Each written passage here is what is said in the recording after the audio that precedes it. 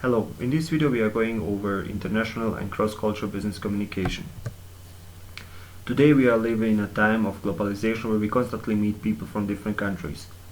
In this picture we see how people from different countries trying to introduce themselves in a way how it's appropriate in their countries. Cross-cultural communication is very important and really critical in today's business world. We will make a short comparison between American and Asian business culture. Americans view themselves as an individual. On the other hand, Asians' culture tend to be more collective, meaning they will view themselves as a part of a whole. Asians are less aggressive people and are likely more to put their own opinion aside if they believe it will hurt another person's feeling. Asians put strong emphasis on building social networks in business. Americans view business as something that should be fast and efficient. Personal or professional, Asians are likely more to have strong personal relationships with co-workers. Americans tend to separate their personal and professional lives. Now we will see a little bit the difference between US and European business culture.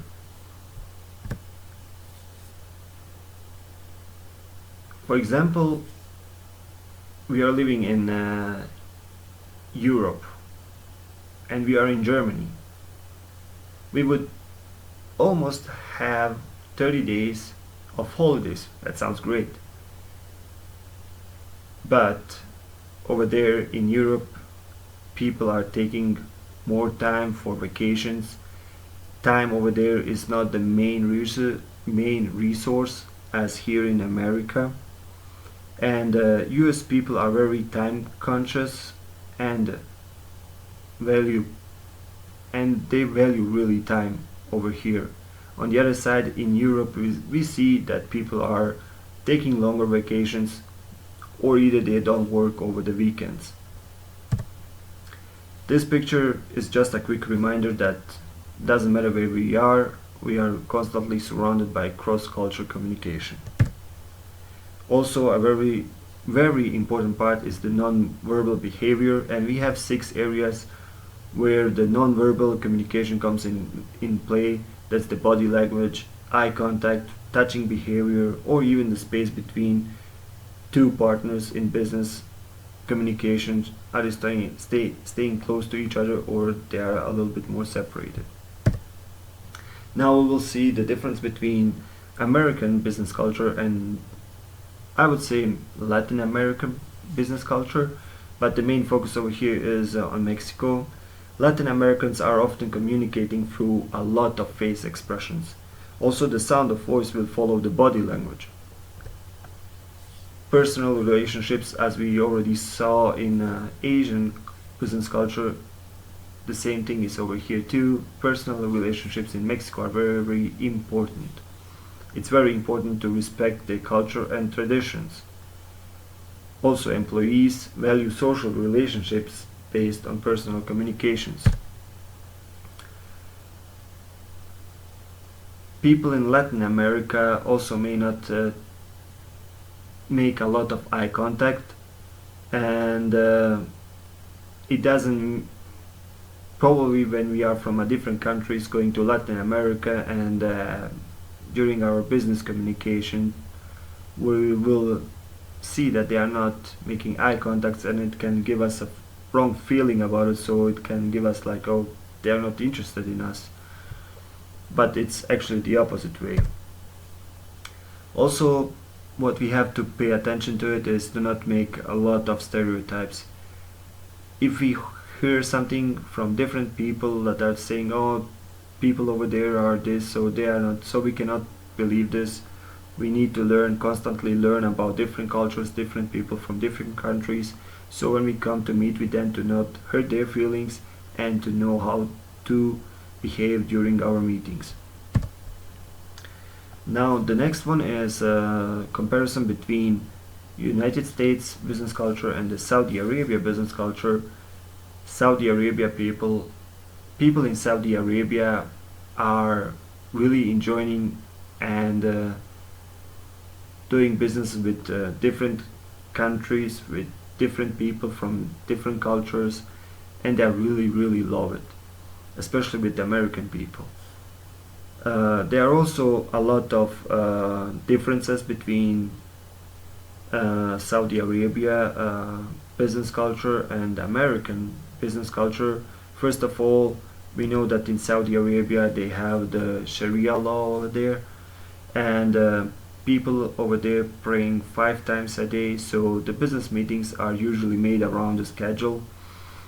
And also, what is really important for us to know is that we are here in America and we are familiar with the month of Ramadan, and generally people are trying to avoid dealing any business during that month.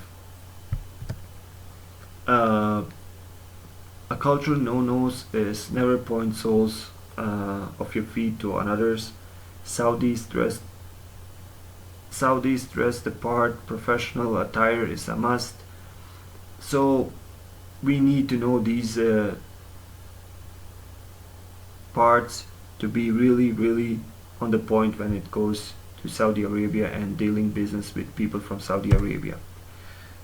How students are getting prepared for the business life is what is culture, to learn what is culture, and not only to be prepared in the future business life, also that we know how to communicate with our students, with our friends in school. Of course, we will meet them like in school, we will meet them in a future life in business. We need to learn about where they are coming from, what I can do to not make him feel what I can do to make him to not hurt him. So it's really important for us to understand people that are coming from different countries with different backgrounds, since it's impossible to learn every single culture. You have to focus on two things, and those two things are acceptable and familiar. When working cross culturally, it is important to do things that are both acceptable and familiar for those you are working with. Also, it is important for business students working culturally to be able to blend within the different cultures they are working in, and know what and when it's appropriate to say some things. These are our references where we get some informations about different countries.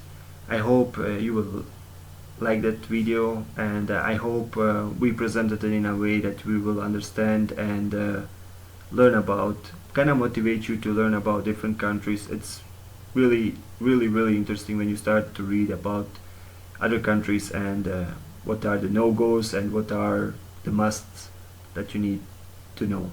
Thank you for viewing our video, and see you another time.